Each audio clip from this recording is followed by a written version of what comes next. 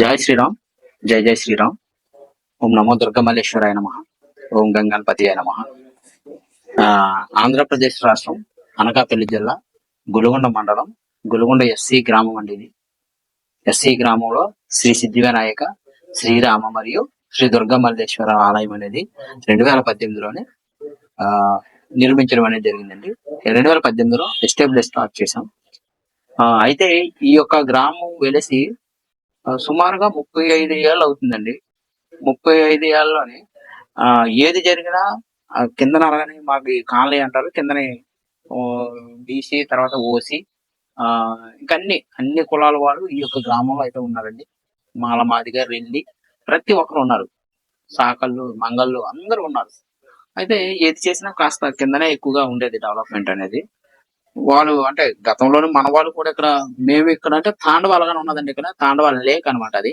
ఆ లేక్ కొంచెం వాటర్ గాని ఎక్కువ ఫ్లో ఎక్కువ వచ్చినప్పుడు మా ఇల్లులు మునిగిపోయి అనమాట. మాకు అప్పుడు 1989 ఈ ప్రాంతంలోనే మాకు అక్కడ ఇల్లులన్నీ ఆ యొక్క లేక్ లో మునిగిపోతూ ఉంటే మాకు అక్కడ నుంచి ఇక్కడ స్థలాలు అనేది ఇవ్వడం జరిగింది. అయితే ఇక్కడికి వచ్చిన తర్వాత మీరు ఇక్కడ చూసుకున్నట్లు పక్కనే ఉంటదండి, చిన్న పునాది ఉంటది. ఒకసారి అది చూద్దాం రండి. ఇలాగ రండి.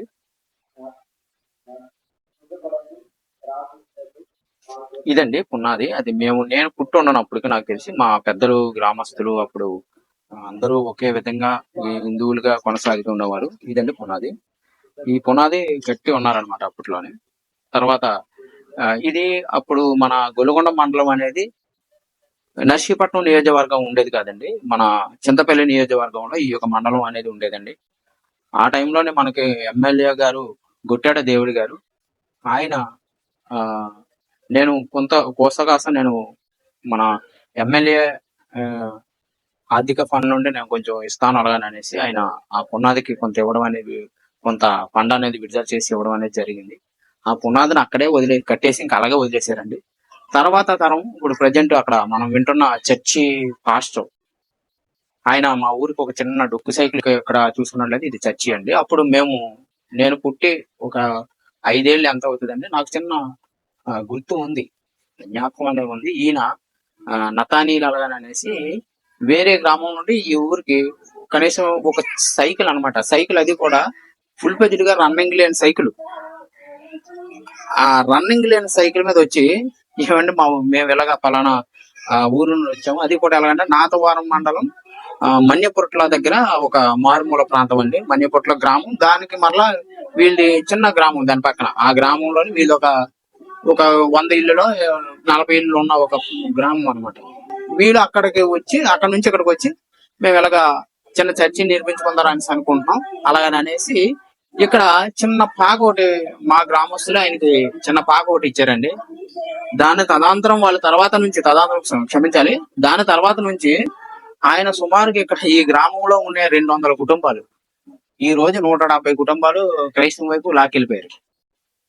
అది సేమ్ టైం ఇంకొక ఆయన వచ్చారు, ఆయన జల్ది సింహాచలం గారు అలాగని అనేసి జేసుదాస్ ఆయన పేరు. యేసుదాస్ సమయం మనం వస్తా ఉంటే అక్కడ అంబేద్కర్ స్టాట్యూ ఉంటుంది, దాని పక్కన ఆయన ఒక చర్చి కట్టారండి. ఆయన 2003లోనే వచ్చారు. ఈయనైతే 1992, 95 ప్రాంతంలో ఈయన వచ్చారు. ఆయన 2002, 2004 ఆ ప్రాంతంలో ఆయన వచ్చారు. ఆయన ఒక చర్చి కట్టుకున్నాడు, ఈయన ఒక చర్చి కట్టారు. ఇద్దరూ కలిపి ఇక్కడ ఉన్న 200 కుటుంబాలు ఎస్సీ మాల, అలాగే ఎస్సీ రెల్లి. ఇటు మీరు చూసినట్లయితే ఇటు సైడ్ చూపించండి, ఇది మొత్తం రెల్లి కాలనీ అనమాట. ఇక్కడ నుంచి ఇదంతా రెల్లి కాలనీ. ఇక్కడ నుంచి ఇది లోపలికి వెళ్తే మనది ఎస్సీ కాలనీ ఉంటదండి, మాలది. ఇది రెల్లి కాలనీ ఉంటది. వీళ్ళలోని సుమారుగా ఒక 150 కుటుంబాలు ఉంటాయి, మాలోని 200 కుటుంబాలు ఉంటాయి. ఈ రోజు వాళ్ళలోని 10% వచ్చేసారు. అంటే సుమారుగా ఒక 20 కుటుంబాలు మొత్తం కలుపుకొని కిందన ఇక్కడ కలుపుకొని ఒక 20 కుటుంబాలు హిందువులుగా ఉన్నారు. మిగతా వాళ్ళందరూ కూడా అన్యమతం అనేది స్వీకరించడం జరిగింది. మా దాంట్లోని 200 కుటుంబాల్లోని గట్టిగా అయితే ఒక 30-40 కుటుంబాలు మాత్రం ఉంటాయి. అందరూ కూడా క్రైస్తవం వైపు వెళ్ళారు. అయితే ఇక్కడ మనం ఏదైనా మన రాజ్యాంగం ప్రకారంగా వెళ్ళి వారు నిజంగా ఇలాగ చర్చికి వెళ్తున్నారు అలాగని అనేసి మేము నెంబర్ ఆఫ్ టైమ్స్ నేను వాళ్ళు ఇక్కడ ఏదైతే ఒక గ్రామానికి ఒక గ్రూప్ పెట్టుకుని ఉన్నారండి, ఒక కాలనీకి ఒక గ్రూప్ ఇలా పెట్టారు. ఆ గ్రూపుల్లో మేము గవర్నమెంట్ పంపించినవి, అలాగే గవర్నమెంట్ ఏదైతే నిర్ధారణ చేసి ఇచ్చిన పోస్టులు మనం ఈ గ్రూపుల్లో పెడితే వాళ్ళు అంతా కలిపి ఈ క్రైస్తవం మొత్తం అందరూ కలిపి ఈ నన్ను అలాగే హిందువులుగా ఉన్న వాళ్ళందరినీ కూడా కొంచెం అవాయిడ్ చేయడం అనేది మొదలు పెట్టారు. ఇక్కడ పెద్దలుగా వ్యవహరించే వాళ్ళు కూడా ప్రస్తుతం కన్వర్ట్ అయిపోయిన వాళ్ళే ఉన్నారు పెద్దలుగా. ఇప్పటికి మీరు చూసుకున్నట్లయితే సుమారుగా ఒక 60 సెంట్ల పైన ఉంటదండి గుడి ప్రాంగణం ఇది. ఈ 60 సెంట్లోని కొన్ని నేను మొక్కలు వేశాను. 2018లోనే స్టార్ట్ చేసిన గుడికి కొన్ని మొక్కలు వేశాం. మొక్కలు వేస్తే ఆ మొక్కలు కూడా శుభ్రం పీకేసి పడేసిన దాఖలాలు ఈ గ్రామంలో ఉన్నాయి. ఈ గ్రామంలో అంటే అన్యమతస్తులు చేశారా లేకపోతే మన హిందువులే చేశారా అనేది తెలియదు, కానీ ఒక్క మొక్కను లేకుండా చేశారు. చివరికి అక్కడ ఒక రాగు మొక్క ఒక్కటి మాత్రం కొంచెం అది పెరిగిందండి. అది చూస్తే మీకే అర్థమవుతుంది. ఆ మొక్కతో పాటుగా వేసిన మొక్కలన్నీ కూడా పీకు పక్కన పడేశారండి. అంటే ఒక మతము మనిషిని ఎంత బలోపేతం చేస్తాయో ఒకసారి చూడండి. ఆ మొక్క ఒకటే, అది కూడా వీళ్ళ నాన్నగారండి, మన మర్రా శ్రీను అలగాన్ అనేసి ఇగిటి చూపించండి. మర్రా శ్రీను అలగాన్ అనేసి వీళ్ళ నాన్నగారు. ఆయన మహానుభావులు, అంటే మంచి మరణం పొందారు. ఆయన ఎక్కడ ఎటువంటి ఎంత డిసీజ్ కూడా లేకుండా ఒక్క మన భగవంతుడి దగ్గర ఎప్పుడు కూడా భజన కార్యక్రమాలను ఇలా రకరకాలు చేసి ఒక్క పూటలోనే ఆయన కాలం చేశారండి నిజంగా. ఎందుకంటే అలాంటి మంచి వ్యక్తి నాటిన మొక్క అది. ఆయన జ్ఞాపకార్థం అలాగని అనేసి అనుకోవాలి. ఆ రావి మొక్క ఆయన ప్రాణం అందులోనే ఉంది అలాగని అనుకోవాలి. ఇలా మొక్కలు కొన్ని మొక్కలు వేసేవండి. వేస్తే ఈ మొక్కలు అన్ని కూడా అలా పీక్ పాడేశారు. అది ఎవరు చేశారా ఏంటన్నది ఎవరు చెప్పలేదు. పైగా ఇది గుడిని మొదట్లో 2018లోని మేము నిర్మించేటప్పుడు కొంతమంది అయితే గుడిని పొడవటానికి కూడా వచ్చారండి. ఈ గుడిని పొట్టడానికి కూడా వచ్చారు. ఇక్కడ గుడి కట్టడానికి లేదు, ఈ ఈ ఈ దిశలోనే ఉత్తర దిశలో. మన దేవాలయం ఎప్పుడు సార్ మనం కట్టింది? అలాగే కట్టడంలో మనకు అనుభవమైన కష్టాలు గాని, ఇలా ఇప్పుడు మన చుట్టుపక్కల మన ఊర్లోనే 2 చర్చిలు అవి ఉన్నాయి అంటున్నారు కదా. సో అలాంటప్పుడు మనం ఫేస్ చేసిన కష్టాలు గాని, లేకపోతే జనాల్లో మార్పు, లేదా మనం గుడి కడుతున్నప్పుడు గాని, కట్టిన తర్వాత గాని ప్రజలు దాన్ని ఎలా రిసీవ్ చేసుకున్నారు, ఒకటి ప్రజల్లో వచ్చిన మార్పు, దీని గురించి కొద్దిగా వివరంగా చెప్పండి. మీరు అడిగిన దానికి ఇది మన గుడిని 2018లోని మొదట యాక్చువల్ గా వీళ్ళు మనకు సమర్థత సేవా ఫౌండేషన్ వారు నన్ను అప్రోచ్ అవ్వలేదండి. నాకు మ్యారేజ్ అయిన తర్వాత నేను ఒక చిన్న గుడి నిర్మించుకుందాం ఊర్లోని, 2 చర్చీలు వచ్చాయి, ఒక గుడి కూడా లేదు. నా హిందూ అనేవాడికి ఎవరికి కనీసం రామ కృష్ణ అనడానికైనా లేకపోతే వాళ్ళకి నచ్చిన దైవాన్ని ఎవరన్నా కొంచెం కొలుసుకుందాం అంటే ఏమీ లేదు అనేసి నాకు మ్యారేజ్ అయిన తర్వాత నాకు మొదట పాప, అంటే ఒక ముందు తెలియదు, నేను బాబా పాప అనుకున్నాను. ఎవరు పుట్టినా నేను గుడి అనేది చిన్న గుడి ఒక 30,000 40,000లోని చిన్న దిమ్మ కట్టి అమ్మవారి విగ్రహాన్ని పెట్టి ఒక 4 పోల్ చేసి రేకేసి కడదాం అలాగని అనేసి నేను మొక్కున్నానండి. నేను ప్రీవియస్లీ చేసిన జాబ్ లోని పిఎఫ్ ఎంత అయితే వస్తుందో ఆ పిఎఫ్ తో నేను గుడి నిర్మించుకుందాం అలాగని అనేసి అనుకున్నాను. సార్ ఏం జాబ్ చేస్తుంటారు సార్ మీరు? మీ ఉపాధి కానీ, మీ ఫ్యామిలీ డీటెయిల్స్ కానీ, వాటి గురించి కూడా కాస్త వివరంగా మన ప్రజలకు చెప్తే వాళ్ళు ఆదర్శంగా తీసుకుంటారు మనల్ని. ఒకసారి అది కూడా సార్ నేను మొదట మైక్రో ఫైనాన్స్ లో చేసేవాడిని అండి. అది లోన్స్ ఆడవాళ్ళకి ఇవ్వడం, ఆ లోన్స్ మళ్ళీ రికవర్ చేసుకోవడం. దీనిలోనే ఈ శ్రీకాకుళంలో చేసేవాడిని అండి నేను ఫస్ట్. అది 2007 నుంచి 2011 వరకు అందులోనే. అప్పుడు నేను అన్మ్యారీడ్ గా ఉన్నానండి.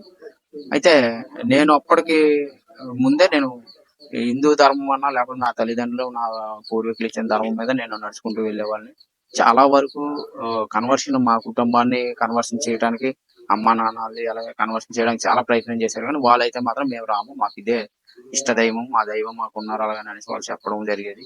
అయితే మేము మ్యారేజ్ 2011 తర్వాత అయిందండి నాకు. పాప ఇలా పుట్టే ముందు మా వదిన గారు వైజాగ్ లో ఉంటారు. ఆవిడ డెలివరీ కొంచెం ఇబ్బందిగా ఉన్నట్టుంది, ఏమన్నా మీకు ఇష్టమైన దైవం ఏదైతే ఉంటుందో ఒకసారి మొక్కుకోండి, ఏమన్నా ఒకవేళ కోడిని కానీ ఏదో ఇచ్చుకుందాం అలాగని అనేసి అనుకుంటే మా వైఫ్ మేము అక్కడ ఊర్లోనే ఏమీ లేదు, చిన్న గుడి ఏదైనా దుర్గమ్మ వారిది చిన్నది ఒక మినీ పిఎఫ్ ఎంత అయితే వస్తుందో ఆ పిఎఫ్ పెట్టి చిన్నది కట్టండి అలాగని అనేసి మా వైఫ్ తర్వాత నేను అనుకున్న తర్వాత కడదామనేసి మొదట ఇక్కడ కొంచెం తుప్పలు ఇవన్నీ క్లీన్ చేయడానికి చేసామండి ఈ గుడి ప్రాంతంలోనే. ఆ వెనకతల పెద్ద చిన్న పెద్ద గుంతలా కూడా ఉంటది. అవి మేము మొదట కొట్టినప్పుడు గ్రామస్తులు సరే చేద్దాం అలాగనేసి అప్పటికి ఇంత కన్వర్షన్ లేదండి. ఈ కన్వర్షన్ అనేది అంత లేదు. అందరూ కొంచెం హిందువులుగానే ఉండేవారు. అప్పటికి ఉండేవారు కానీ చర్చి కట్టుకున్నారు కానీ చాలా తక్కువ జనాభా వెళ్ళేవారు. క్రమేపీ అలాగా అది మనం మా చేసిన కార్యక్రమాలు తప్పో లేకపోతే అది నా తప్పో తెలియదు కానీ క్రమేపీ అలాగా వాళ్ళు కన్వర్షన్ అవడం అనేది జరిగిందండి. అయితే ఆ తర్వాత చిన్న గుడి కడదాం అలాగని అనేసి అనుకునేసరికి మన సమరసత్వ సేవ ఫౌండేషన్ వారు ఒకసారి కాల్ చేసి ఇలాగ మీరు ఏదో గుడి నిర్మించుకోవాలనేసి అనుకుంటున్నారట కదా, మేము ఒక 5 లక్షల వరకు సపోర్ట్ చేస్తాము అలాగని అనేసి అన్నారు. దాని తర్వాత నేను ఇక్కడ గ్రామస్తులందరినీ నేను ఆ, పిలిచి ఇలాగెలా గుడి కడదాం అనేసి అనుకుంటున్నాం అలా అంటే ఈ గ్రామంలో ఉన్న కొంచెం హిందువులు లాంటి వాళ్ళు వచ్చి మేము మీకు తెలుసు కదా లావరాజు, ఆర్థికంగా మేము చాలా ఇబ్బంది పడుతున్నాం, ఆర్థికంగా మనం అయితే ఏం చేయలేము, మీకు ఏదైనా కమిటీలో ఉండమంటే మేము కమిటీలో ఉంటాము అలాగని అనేసి అన్నారు తప్పితే గాని వారు కూడా కొంచెం మనం అడగడానికైనా వారు ఆర్థికంగా ఇబ్బంది పడేవారు. సో దాని మీద మనం సరే మీరు ఏం చేయొద్దు, మీరు ఒక కమిటీ మెంబర్ గా ఉండండి అలాగని అనేసి వాళ్ళు అడగడం జరిగింది. వాళ్ళు దానికి ఒప్పుకున్నారు. మాతో పాటుగా కమిటీలో ఉండేవారు.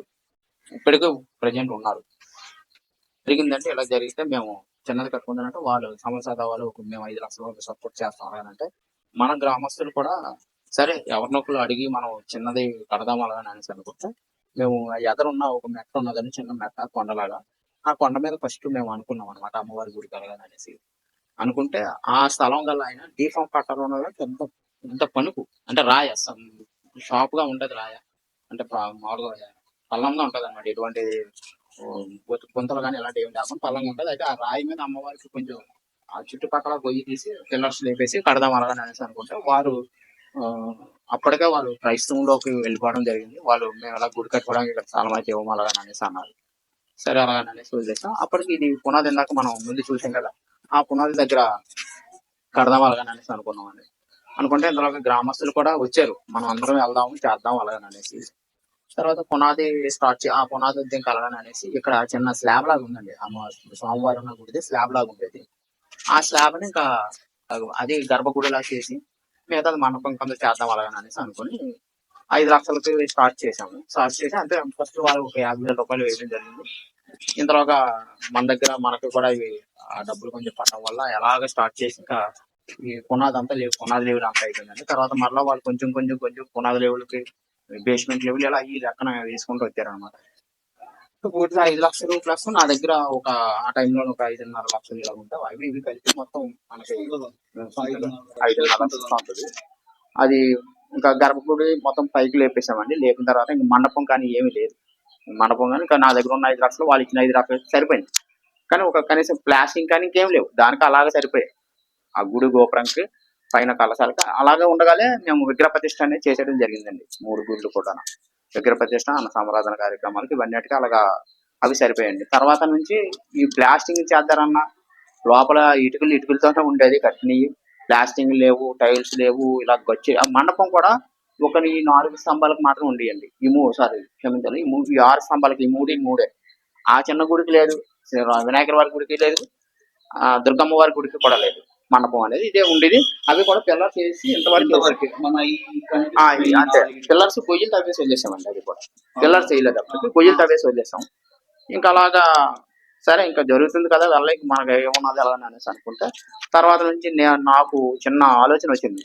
ఏంటి గుడి కోసం ఎవరన్నా అడుగుదాం అలాగని అనేసి. ఇది నిజంగా చెప్పాలంటే ఈ గుడి ఒక మంచి సినిమా తీసేవచ్చు దీని మీద. అలాగే ఇది ఆన్లైన్ గుడి అలాగని అనేసి అంటానికి కూడా ఎటువంటి ఇది లేదు. దానిని మనం అంగీకరించవలసింది.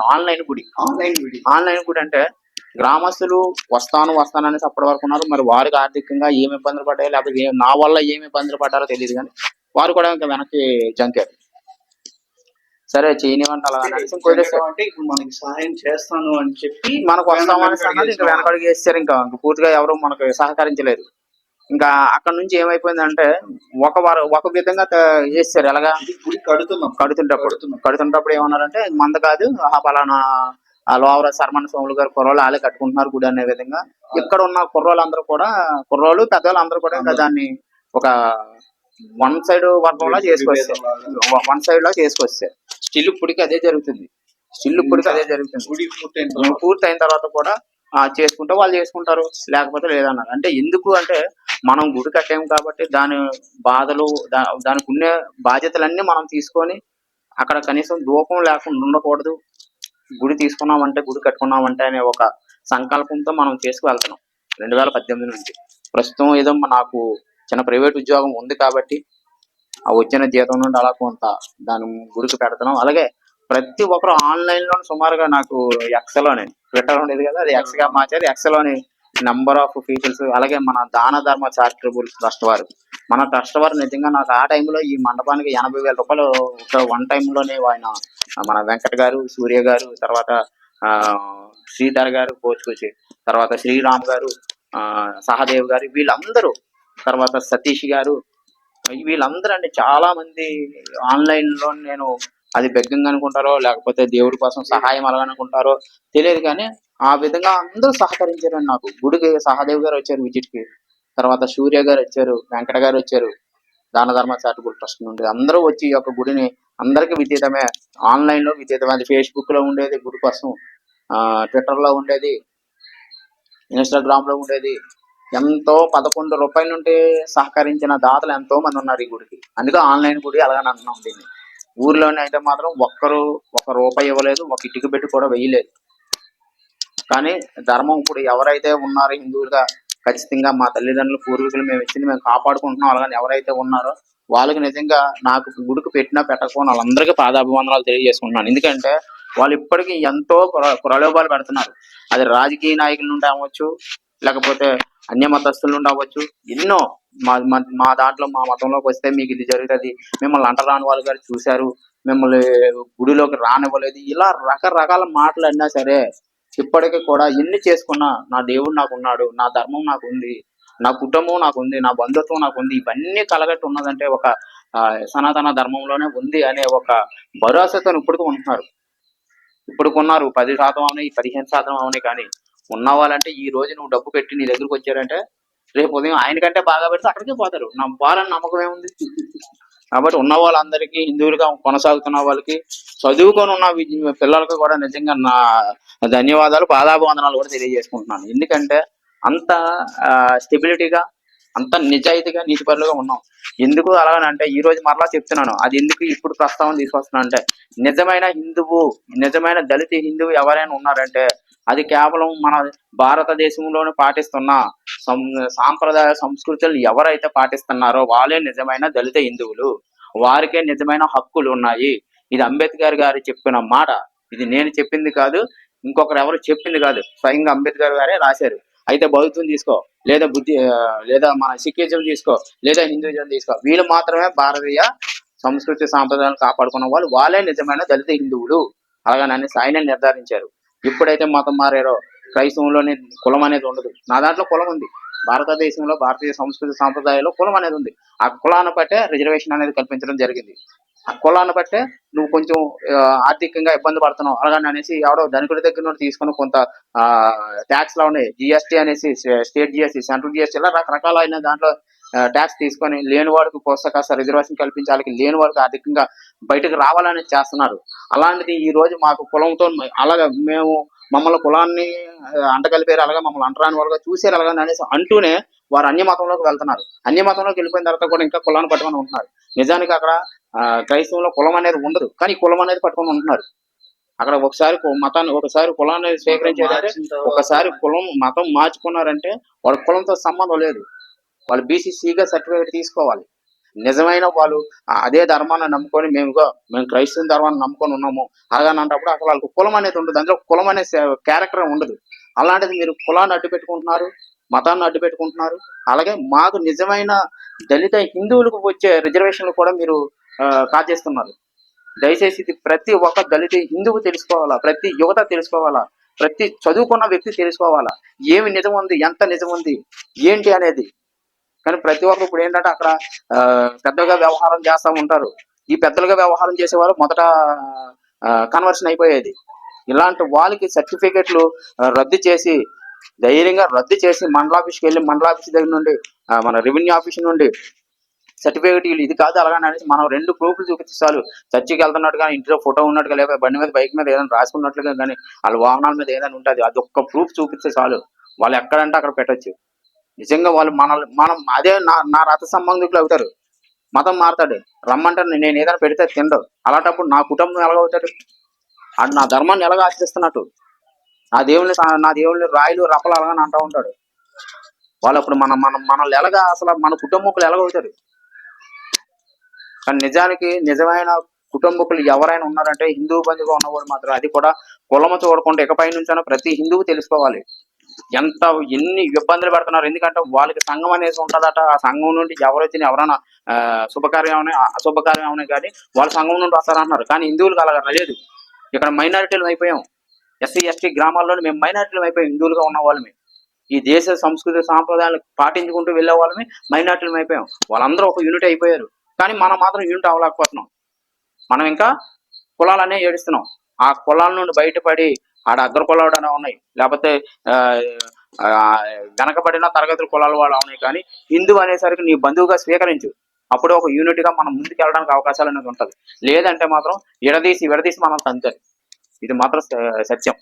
ఎప్పుడు తెలుసుకుంటారో యువత ప్రతి ఒక్కరు తెలుసుకోవాలి.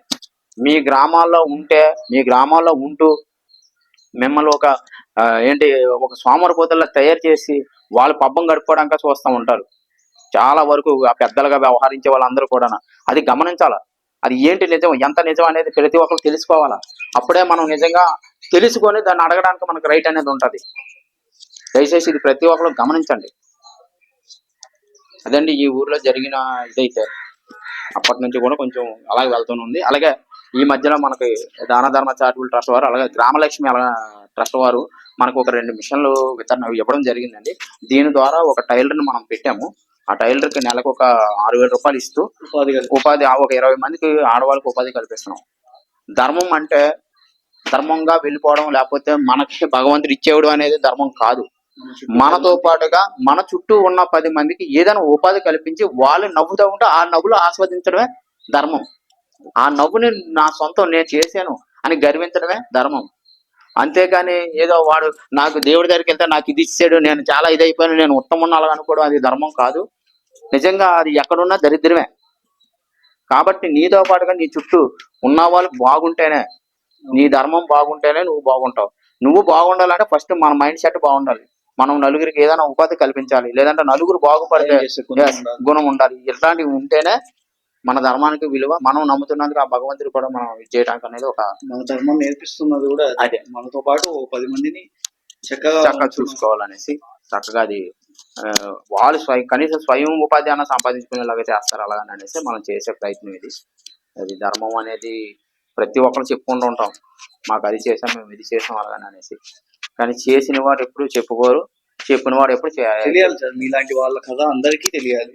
2 ఆడపిల్లలు ఉండి ఇంట్లో మీరు ఈ గుడి కట్టడం కానీ, ఇంత కష్టాలు అనుభవిస్తున్నా, కష్టాలు ఎదుర్కొంటూ మీరు ఈ గుడి కట్టిన వైనం కానీ, మన ధర్మం కోసం మీరు నిలబడిన వైనం కానీ, మీలాంటి కథలు ఇంకా చాలా మందికి తెలియాలి. మనం చూస్తున్న ప్రజలందరికీ తెలియాలి. మీలాంటి వాళ్ళే ఇంకో 10 మంది వస్తే గ్రామాలన్నీ బాగుపడతాయి సార్. మనకి కొనసాగం టైంలోని ఈ గ్రామంలోని ఇదే గుడిని ఉత్తర దిశగా కట్టాడు, ఇలా కట్టాడు అలాగని అనేసి గుణపాలు పట్టుకొని పొడి చేస్తాం అలాగని అనేసి అన్న దాఖలాలు కూడా ఈ గుడికి ఉంది. నువ్వు ఎంత తింటున్నావో అలాగని అనేసి అన్న వాళ్ళు ఎంతో మంది ఉన్నారు. గుడి నిర్మిస్తా ఉంటే ఎన్నో ఎదుర్కొన్నాం. నువ్వు ఎంత తింటున్నావో, నీకు ఎంత వస్తుందో అలాగని అనేసి అంటా ఉన్నారు. వాళ్ళు అలాగ అనుకుంటానే ఉన్నాను. ఆ భగవంతుడు నా చెంత ఉన్నాడు. నా కష్టార్జితం పెట్టాం ఆయనకి. నా రక్తాన్ని కష్టంగా మార్చి పెట్టాం. ఎన్నో రూపాయలు. నాకు ఈ రోజు కూడా ఒక ఇల్లు లేకుండా ఉన్నాం. ఇది ప్రతి మా గ్రామంలో ఉన్న ప్రతి ఒక్కరికి తెలుసు. చిన్న అద్దె కొంపలో ఉంటున్నాం అలాగే. ఉండి చేయటం కాదు, ఉండి చేస్తున్న ఇది కాదు. మీరు ఒక పక్క ఉన్న కొంత ధనంతోనే గడుపుకుంటూ మరికొంత దీనికి ఇస్తున్నారంటే మీ వాళ్ళు చాలా గొప్ప. నెలకు వాళ్ళ అమ్మగారికే నెలకు ఒక 2,000 రూపాయలు నా జీతం నుండి వచ్చిన జీతం నుండి కొంచెం తీసి ఆవిడకి ఇవ్వడం. ఆవిడకి ఏదో చిన్న నేను సహాయం కాదు, అది వారికి ఏదో ఉపాధి కల్పించడానికి అనేసి ఇచ్చినట్టు అనమాట. అది నేను ఎంతో సంతోషంగా ఫీల్ అవుతూ ఉంటాను. ఇస్తున్నాను అలా అనేసి. అంటే చెయ్యడం అనేది చాలా కష్టం అండి. ఒక ఒక గుడికి సేవ చేయడం అనేది చాలా కష్టం. అలాగా ముందుకు రావడం అనేది అసలు నిజంగా ఆ భగవంతుడు ఎవరిని నియమించుకుంటే వాళ్ళు ఇంకా తప్పదు అది. గతంలో ఫస్ట్ అమ్మగారికి హెల్త్ కూడా బాగాలేదండి. ఆ టైంలోనైతే మేమైతే కాలం చేస్తారేమో అనేసి అనుకున్నాం. అలాంటిది ఆ అమ్మ అంటే ఆవిడకి బాగా పిచ్చి. దుర్గమ్మ వారు అంటే పిచ్చి ఆవిడకి. అలాంటిది ఆ అమ్మనే పట్టుకొని అలాగా బాధపడుతూ ఉండేవారు. అదే నిజంగా ఇంకొకరు అయితే మాత్రం ఆ టైంలోని కానీ బాగాలే టైంలో కానీ ఎవరైనా వెళ్తే మాత్రం పక్కాగా మీకు ఇది వస్తుంది అది వస్తుంది మా దాంట్లోకి వచ్చేస్తే మీకు అంతా బాగుంటుంది అలాగంటే ఇప్పటికల్లా వెళ్ళిపోను.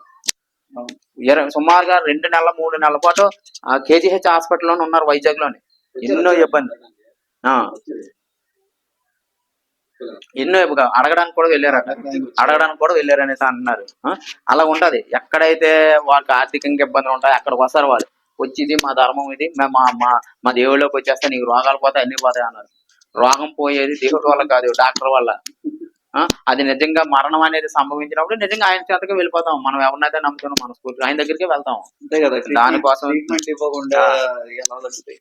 కాబట్టి ఇలా ఉంటది. దయచేసి అది కూడా చదువుకొని ఉంటాం మనం. మన దళితులో ఉన్నది అదే, చదువుకొని ఉంటాం కానీ నిజాన్ని మనం గ్రహించాం. ఎవడో ఏదో చెప్తున్నారు అని అనేసి అటువైపే పోతా ఉంటాం. లేదంటే ఎవడో ఏదో అన్నాడు అనేసి వాళ్ళ మీద మనం కోపంతో వెళ్ళిపోతూ ఉంటాం. ఒక్క క్షణం ఆలోచించాలి. ఒక్క క్షణం ఆలోచిస్తే చాలు, దానికి ఎన్నో పరిష్కారాలు అనేవి వస్తాయి. కానీ మనం అనేక క్షణికావేశంలో తీసుకునే నిర్ణయం ఏదో తోవలకు తీసుకెళ్తా ఉంటది. అది ఎక్కడికనే చెప్పలేము కానీ అది ఒకసారి ఆలోచించాలి ప్రతి ఒక్కరు కూడా. ఇదండి ఇక్కడ జరిగిన ఇదైతే గుడి మీద జరిగిన అనేక కథనాలు అయితే ఇవి. క్షమించాలి, కథనాలు. అనేక ఇబ్బందులు కల్పించారు. అయినప్పటికీ మేము మాకు ఆడతల్లి ఉన్నారండి ఇక్కడ. ఒక 10 మంది ఉంటారు భజన బృందం వాళ్ళు. వాళ్ళు పిల్లలు ఎన్ని రకాలుగా ఎన్ని అనుకున్నా వాళ్ళు ఇక్కడికి వస్తానే ఉంటారు. ఈ కార్యక్రమాలు అనేది చేస్తూ ఉంటారు. వాళ్ళే నాకు ధైర్యం, వాళ్ళే నాకు దన్ను. ఉన్న వాళ్ళు పెద్దలు కూడా కొంచెం ఇబ్బందిగా అవుతూ ఉంటారు. ఎందుకు జరుగుతుంటాయి సార్ మనకి ఇక్కడ కార్యక్రమాలు అన్ని జరుగుతాయండి. అన్ని కార్యక్రమాలు జరుగుతాయి. ఎప్పుడు అన్న సంరాధన నేను నా దగ్గర ఉన్నంత వరకు అడుగుతాను. మిగతాది మళ్ళీ సేమ్ ఆన్లైన్ లోనే డగ్గింగ్ లేకపోతే అది అనే పదం కాదు. అదే దాన్ని ఏమంటారంటే మరి నేను అడుక్కోవడం అనుకుంటాను. అడుక్కొని చేయిస్తా ఉంటాం. అది మన ధర్మం పట్ల మీరు ఎలాగైతే ఉన్నారో అవతల వాళ్ళకు కూడా అదే ఉండాలి. అదే ఇంటెన్షన్ మీద వెళ్ళొచ్చు. మేబీ అది వాళ్ళు ఇస్తా ఉంటారు, కొంచెం వరకు సపోర్ట్ చేస్తారు. సపోర్ట్ చేసిన దాని మీద అన్న సంరాధన కార్యక్రమాలు అన్ని చేస్తా ఉంటాం. అలాగే భజనలు అవుతూ ఉంటాయండి. భజనలు తర్వాత ఇక మనకి ఇది ఉంది కదండి మళ్ళీ పల్లకి కూడా. అయితే ఈ ఎలాగా మీరు అడిగారు కాబట్టి నేను ఒక చిన్న రిక్వెస్ట్, ఎవరైనా దాతలు ఉంటే నాకు ఈ గుడికి అంటే దుర్గమ్మ వారిది, అలాగే రాముల వారిది, వినాయకుడి వారికి అవసరం లేదు ఉత్సవమూర్తులు. రాముల వారికి దుర్గమ్మ వారికి ఉత్సవమూర్తులు అనేది ఉంటాయట. ఏవైనా ఒకవేళ ఎవరైనా దాతలు ముందుకొచ్చి మాకు సహకరిస్తే ఆ ఉత్సవ విగ్రహాలకి ఏమైనా ఇస్తే మేము ఒక వారంలోనే లేకపోతే ప్రతి ఏకాదశి రోజు అలాగే పౌర్ణమి రోజు ఆ యొక్క విగ్రహాలను మేము కొంచెం చేయించడానికి, అదే ఊరేగింపు చేయించి కొంచెం కార్యక్రమాలు చేయడానికి బాగుంటది. దానికి ఎవరైనా దాతలు ఎవరైనా ఉంటే కొంచెం ముందుకు వచ్చి అవి మీరు నాకు ధన రూపంలో వద్దు, వస్తు రూపంలోనే మీరు అది కొనిస్తే చాలా అలాగనేసి కోరుకుంటున్నాను. ఇంకా ఏమైనా ఉన్నాయి? జై శ్రీరామ్.